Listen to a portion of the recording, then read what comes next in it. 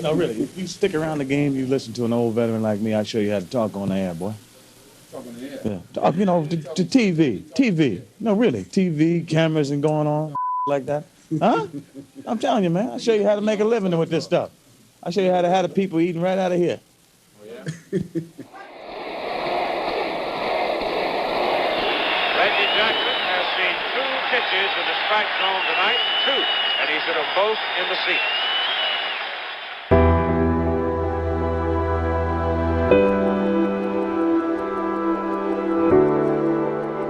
People don't think enough about how everything starts. Maybe they just assume that the way it is the way it always was. But that's not true.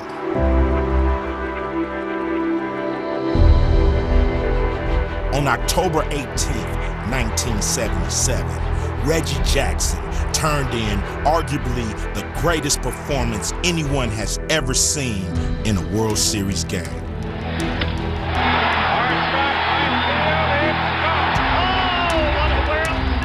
Am I really seeing this? Dude, it blew my mind.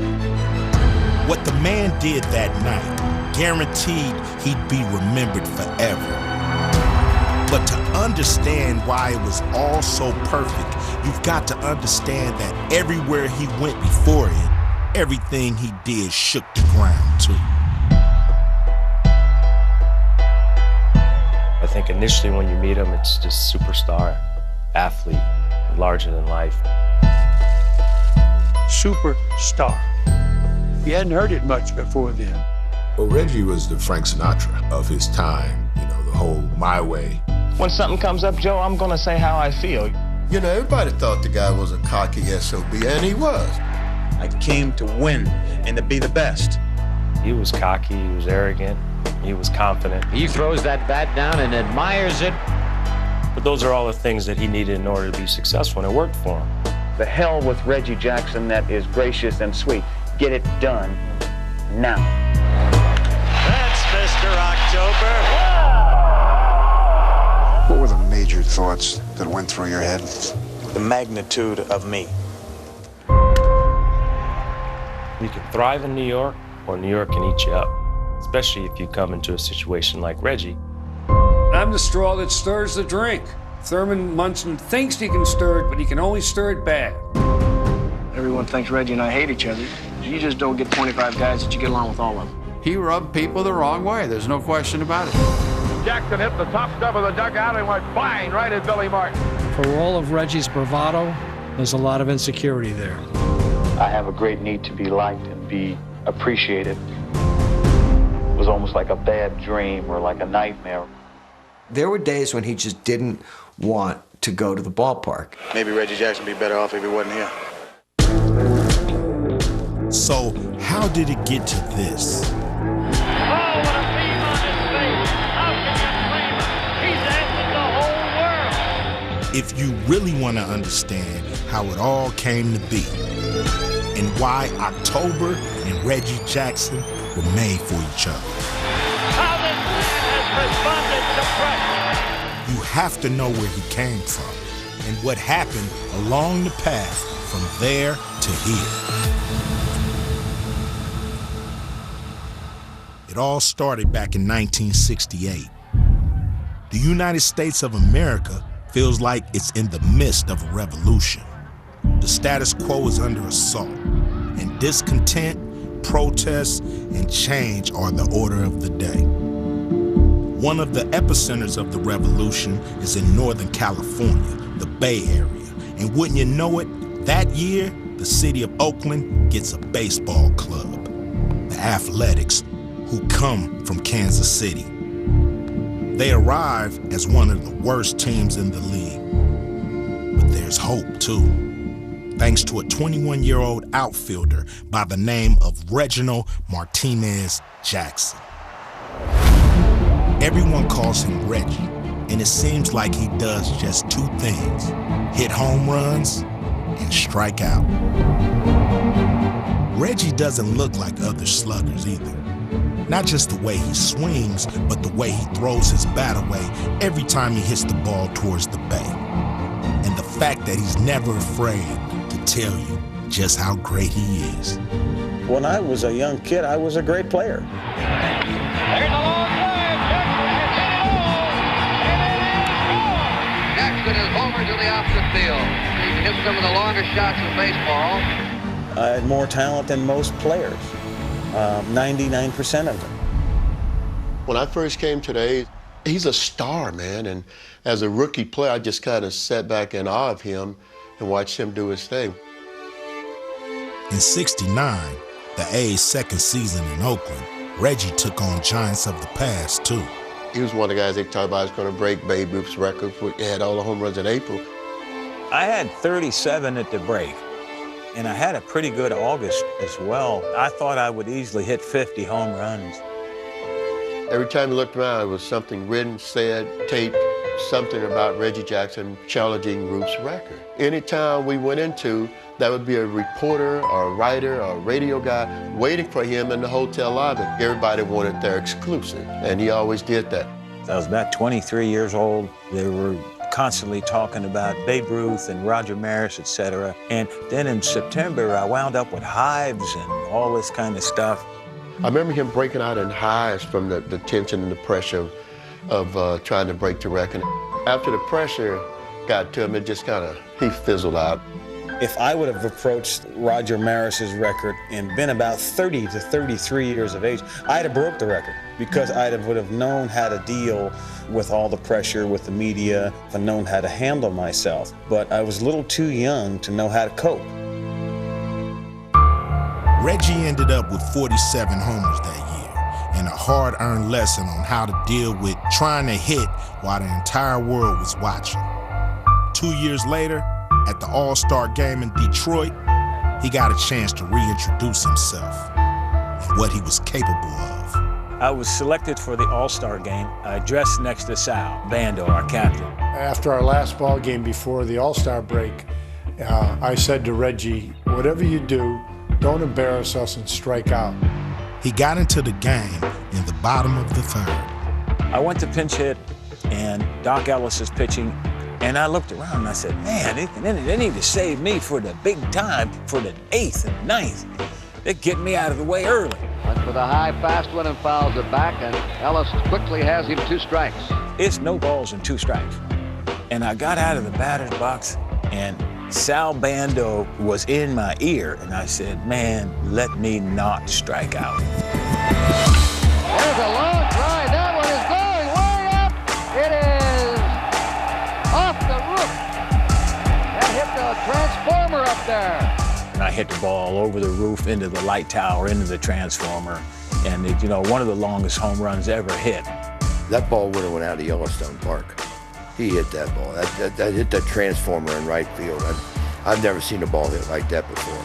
He throws that bat down and admires it, which you can't blame him, because when he hits them, they're tape measure job. There are 17 players from that All-Star game that have gone to the Hall of Fame. And he was the guy that they ended up leaving town talking about.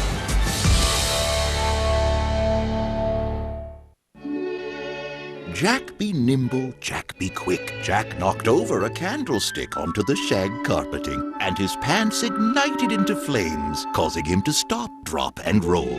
Luckily, Jack recently had Geico help him with renter's insurance, because all his belongings went up in flames. Jack got full replacement and now has new pants he ordered from Banana Republic. Visit geico.com and see how affordable renter's insurance can be. Why do we put so much effort into engineering the Can-Am Defender? Because a job worth doing is worth doing right. Can-Am Defender. Tough, capable, clever. Get a 3-year BRP limited warranty plus a $1,500 rebate. Where do you think you're going? Where do you think you're going, girl? Girl, where do you think you're going?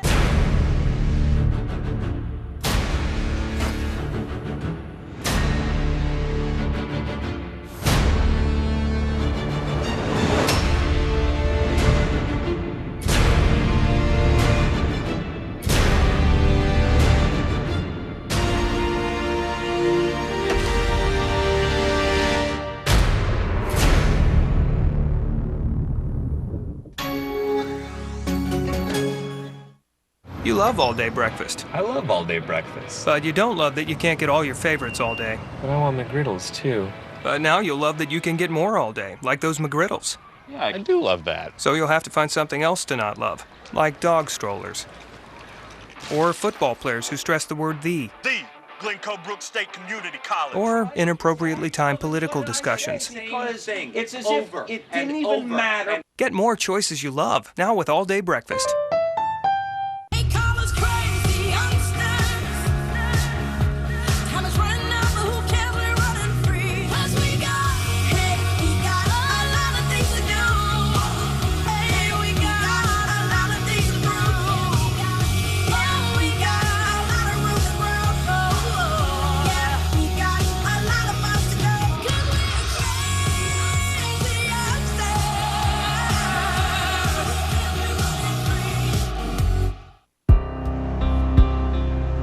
As Reggie Jackson emerged as one of the game's best power hitters in the early 1970s, his fame grew too. Reggie was the biggest star on what was becoming one of the best teams the game had ever seen. We were a great, solid ball team that played together and we won together. But we were all stars. I think Sal Bando was a star. I think Joe Ruder was a star. I think Catfish Hunter was a star. I think Raleigh Fingers was a star. But Reggie was Jupiter, if you will, of stars. He was out there. He was way out there. He was light years ahead of us. Reggie was one of them that hit a home run. He had a little style to him, and he always ran around the bases with a little lean, and he was joyful for him. He let his actions speak for what he was doing out there. I give Reggie credit for giving us an edge. He carried himself in a way that, I'm on top and you've got to beat me. And with that attitude, Reggie was turning into a new kind of baseball superstar who would be heard, not just seen. I'm not beat yet. I'm not going to lose. You're going to have to beat me. He always had something to say. Hell, you're trying to make it sound like, they're God and we're nothing. He would hold a press conference after every game. There'd be 20 guys around his locker. You go like, what did he do today? He could go 0 for 4 and still steal a headline. Some people crave the limelight and respond to it. Reggie's the type of guy that likes to be heard. He's really a lightning rod, and yet at the same time, he takes pressure off you as a player because he's taking it all upon himself. Reggie, what percent are you? I don't really know, Ron. I feel 85 or so. My favorite story of Reggie is I made an error really to lose the ball game, and so I'm expecting to see headlines, Bando's error loses game. And what I didn't realize is Reggie had a meeting with the media and he blasted the coaches, and that was the headline the next day, and very bottom of the article is Bando's error leads to win. So I've always appreciated and thanked Reggie for that, for taking the heat for me. But don't forget about what else made the boldness, the confidence, and the arrogance so unique. It was all coming from an African-American ball player, which in the early 70s was hardly common. Look when Reggie was being formed as an adult, the 60s and 70s. He's another child of Ali. I don't think that Reggie always drew attention to himself in the same appealing and charming way that Ali did. But he found out that doing that wasn't against the law. You still had Willie Mays and Hank Aaron and Frank Robinson, all those guys, and they were great. They were great athletes, and they were superstars too. But this was the guy that first started talking. He would say the stuff that could be a little edgy, and that's okay. Story of the game tonight, I think Jerry Koosman pitched a good ball game. When we had scoring opportunities, over. I was the next generation after Aaron and Mays, Frank Robinson, guys who had, tremendous pride. And I had many people say to me, gosh, those guys are angry. I said, no. They're not angry. They're frustrated. It was difficult at the time. There were very, very few African-American reporters or writers or people in the media at all that you could relate to. I tried to present myself as a man that was proud and a man with dignity and a man that was an African-American with Latin blood. And I wanted to be heard equally just like anyone else. There wasn't anyone exactly like Reggie, but across the country, there was another black superstar shaking up the world with his own sense of style. Our style's somewhat flamboyant, considering the conservative era we were in and the sports, the conservatism associated with the sports. I think by winning and always playing on a winning team, then it's a lot more palatable, a lot more acceptable, but you got to get the W's. In Oakland, California, where Reggie was transforming the idea of what a baseball superstar could be, the W's just kept coming. The Oakland A's have won their second consecutive World Series championship. The A's win their third consecutive World Series. You know, you look back and you recognize that you were building character, and you wouldn't change anything for that because of the strength that you developed from it. Here comes the World Championship trophy! When I look back, you know, we were one of the great dynasties. We won 5 divisions, 3 World Series in a row. We were a special breed, and when you look back at it, you have a great appreciation for it, and you're thankful that you were part of it.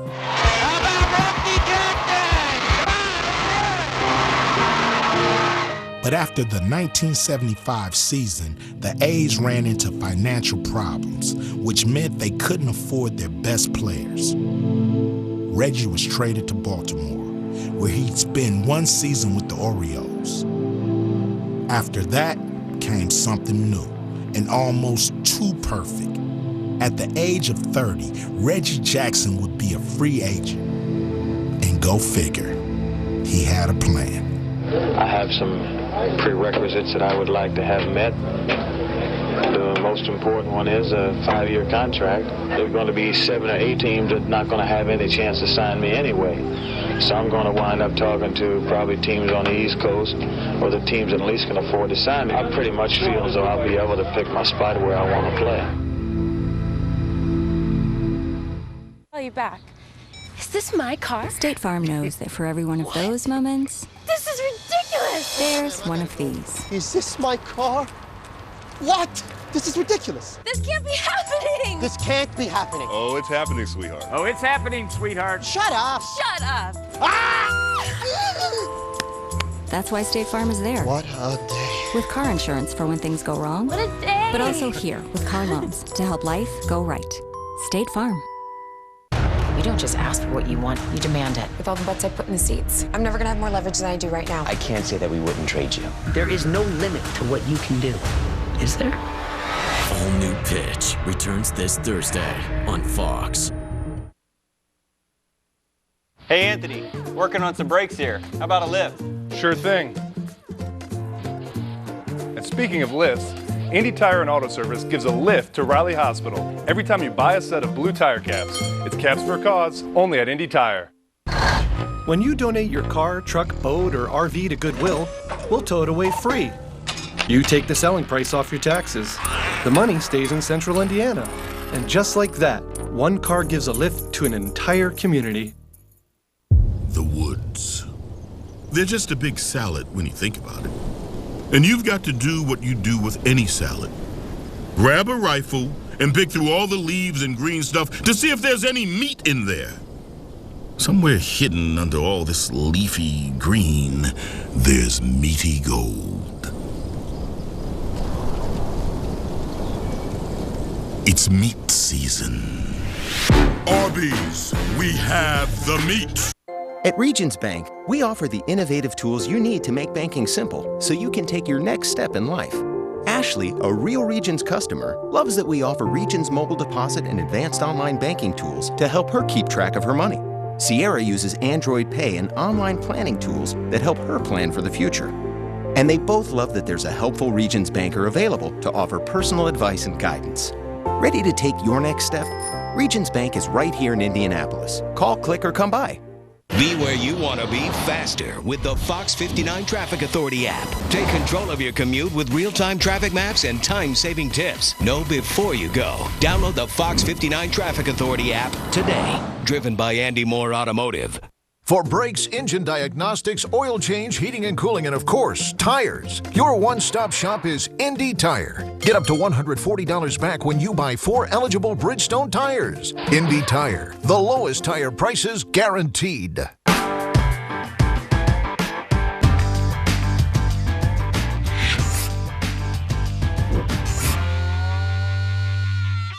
Baseball, Reggie Jackson, the last of this year's superstar free agents, has finally made up his mind he's found a home. When Reggie Jackson became a free agent after the 1976 season, he had a chance to sign a deal with whatever team in baseball he wanted. But there was only one club, one city, one stage that stood atop all the others. In a setting synonymous with big opportunities, big moments, and big stars. Madison Square Garden was considered the Mecca, and Yankee Stadium was like, I don't know, the Taj Mahal of baseball. But it wasn't that simple. Because Reggie wasn't cut in the mold of the long line of Yankee heroes, he was a new kind of superstar who wasn't about to change his ways to fit into any pinstripes. Then again, maybe the team's new owner was the perfect match. Both wire services agree that you and Reggie Jackson are about to sign a contract. Let me just say this. I know you wouldn't be out here on a night like tonight if you didn't feel there was something to it. George said, I want Reggie Jackson. He was a huge star. Reggie, look how big that is. I mean, everybody knew Reggie Jackson. And George knew what sold. Steinbrenner is, he's like me. He's a little crazy and he's a hustler. Reggie Jackson, $3 million. Sounds more like a new bond issue than a baseball salary. Big one, there we go. I was offered more money to go to the Dodgers and more money to go to Montreal. And George said, Montreal? Are you crazy? It's in Canada, for God's sakes. There's only one place for you, New York. Just one pitch. It was absolute culture shock. It was young, vibrant, full of testosterone, and I thought I was invulnerable at the time, You can thrive in New York, or New York can eat you up, especially if you come into a situation like Reggie. The Yankees were a great team already, being led by Thurman Munson, Sparky Lau. And we had gone to the World Series a year before in Cincinnati. The Big Red Machine swept us. All of a sudden, here comes somebody from the outside that wants to be the big guy, and he rubbed people the wrong way. There's no question about it. From the very beginning, Billy Martin wanted no part of Reggie Jackson. And the Yankee players all felt like, what is this? Are we chopped liver? Reggie Jackson. Reggie Jackson. Are you looking at Reggie Jackson? Reggie was a me guy, a kind of player that was going to hog the spotlight. What were the major thoughts that went through your head? the magnitude of me. The money was big. Nobody else makes $3 million. It turned out that it was more money than Thurman was making, and Thurman was very upset about it. Everyone thinks Reggie and I hate each other. You just don't get 25 guys that you get along with all of them. So that's how 1977 started. Reggie was performing on the field, but also left out in the cold by his new teammates. To some, maybe that wouldn't matter. To Reggie, it did. I have a great need to be liked and be appreciated. My strengths and my character are very, very strong, but my needs are just as great. For all of Reggie's bravado, there's a lot of insecurity there. By mid-June, the bad was outweighing the good. The Yankees might have been stacked with talent, but they were cracking and sinking in the standings behind the Red Sox. The year was really a mess, really, for the first entire half for me. I know that the attention of the media was overwhelming at times. We're in the center of the world in New York, all the news media is here, and we've done terrible, and it's a story. I struggled with the media, I struggled with players, I struggled with cliques. It was almost like a bad dream or like a nightmare. We'd be sitting out on his terrace, talking in the afternoon. There were days when he just didn't want to go to the ballpark. I don't know, in all fairness, whether I can fit in here. And then this interview with Robert Ward, all these quotes came out, and it was an explosion. Munson, he's being so damned insecure about the whole thing. I've overheard him talking about me. And when anybody knocks me, he'll laugh real loud so I can hear it. It was the big feature in the June issue of Sport magazine. Jackson's uncensored, unfiltered take on life as a Yankee. First, he was like, I don't know if I want to talk or not. I said, fine, I'll go talk to the other guys. So I went around and I talked to Sparky Lyle first. I said, you excited about having Reggie Jackson on the team? He said, we don't need him. Chris Chambliss, he turned his back to Reggie. Thurman Munson said, good player. Is that enough? He didn't want to talk about it at all. So when I went back to see Reggie, I said, wow, that was pretty interesting. He said, what'd they say? I said, well, let's go somewhere and talk. I don't want to talk here. I was trying to be respectful of Thurman Munson, but it wound up as a mess. It wound up as it looked like a plate of spaghetti. It was all over the place. You know, he says, this team, it all flows from me. I got to keep it all going. Maybe I should say me and Munson, but he really doesn't enter into it. He said, Munson, he has to understand. I'm the guy that puts the meat in the seats, and I'm the straw that stirs the drink. Thurman Munson thinks he can stir it, but he can only stir it bad. And I thought, wow, what a line. Right after the article came out, Reggie was trying to apologize to Thurman. He said I was misquoted, and at one point Thurman looked at him. He says, misquoted? Misquoted for 4 damn pages? I had one player that who kind of wrote a 5-page article about me and ripped me pretty good. I don't think some players ever got over it. Thurman was very popular in that clubhouse. He alienated a lot of people. It was bad. It was bad. I remember sitting with him in front of his locker one day, and he was talking about all the players in this drama. And he pointed towards the manager's office and said, but he's psychotic. Billy Martin and Reggie Jackson were never going to get along. These were two ginormous egos. But the worst came one Saturday at Fenway Park. There was a fly ball hit to right field, and Reggie was slow to get after it.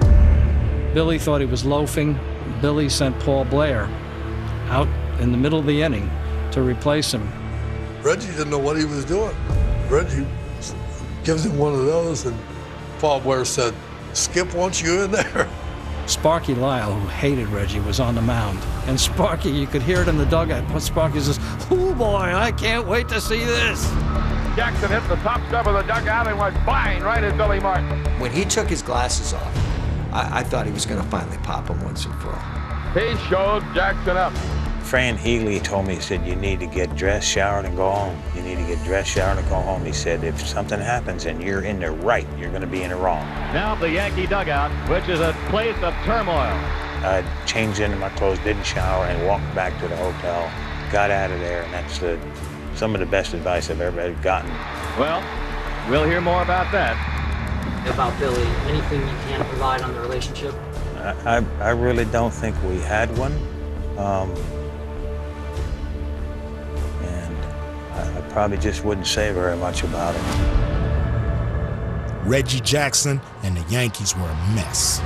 They'd fall to third place by mid-August. There was no straw, no drink, no nothing. Just a star staring his breaking point straight in the eye. It's uncomfortable. It's miserable.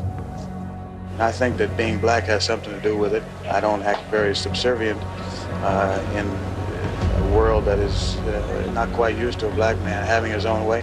Maybe Reggie Jackson would be better off if it wasn't him, and the Yankees too.